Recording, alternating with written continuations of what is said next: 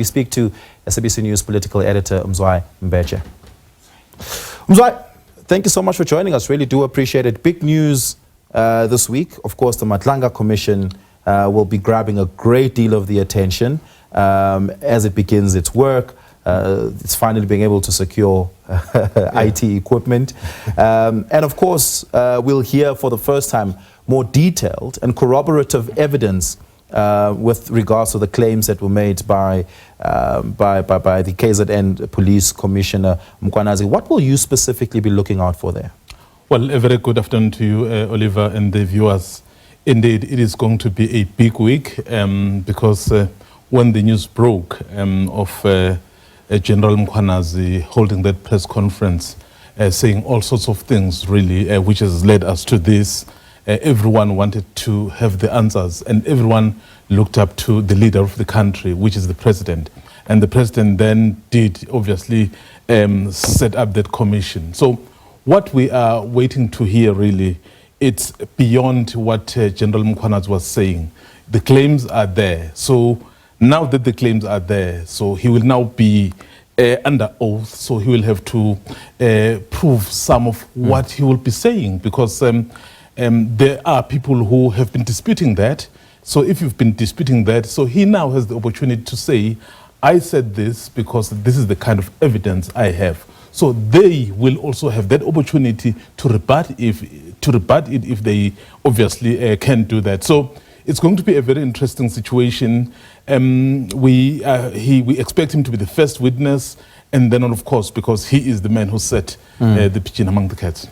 Do you think he will go into, and I ask this because I think it will shift the tone and the mood of the country quite significantly so, the political killings tasked him and the work they did there, the successes and the failures of the political killings tasked him in KZN. If they'd all go into the work they did and the specific details around it, we will for the first time as a country hear directly who at all was responsible and involved in political killings in KZN in a significant way that puts texture to story here. Do you anticipate that that will be a big fixture of his testimony? Yes, but it will also go beyond that. But also, Oliver, I think the other thing that I'm sure will be frustrated as we go along, remember, not all the hearings will be public. Yes. Because given the nature of the commission, there are areas which may be very sensitive to the security of the state.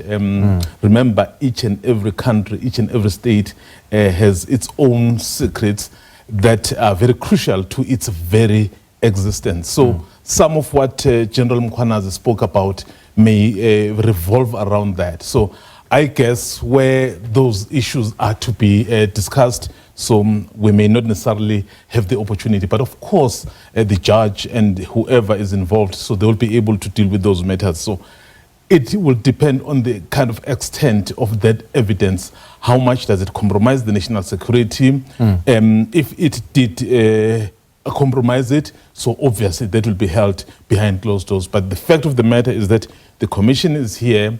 Those claims will have to be proved. Those who are denying them will have to take the stand. And it's not only going to end around what we are seeing or what we already know.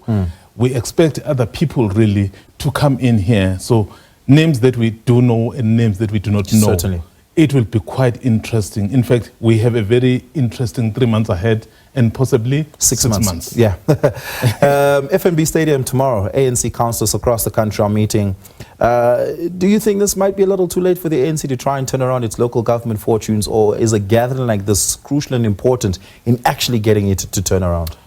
Well, I really want to say, Oliver, it's never too late for any service delivery for South Africans. Yeah. But I am actually in the frame of mind in which you are when you say it could possibly be too late. We are exactly a year away from the next local government elections. Yeah. So the question that South Africans would be having is, did these councillors do enough during that past 4 years?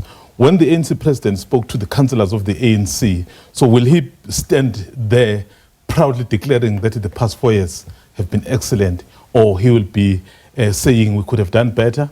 You'd recall his speech yesterday at the NEC, the special NEC, where he basically said those who do not perform must be removed. So we are already left with a year. In fact, Oliver, we are in a state where many parties, in fact, in the coming days, maybe not days or even weeks, so we will start to hear announcements from different other parties talking about their plans for the local government elections. So already a party like the DA, we know that Helen Zille is wanting to be a mayoral candidate for Johannesburg. So other parties also will come in, I guess. I know right now, yes, it might be about the service delivery, but you must already look into the future. So I guess South Africans will have the possibility to obviously look at the past and look into the future and look at the performance and take a decision. Mzwa, thank you so much for that. Really do appreciate it. All the best for the week ahead.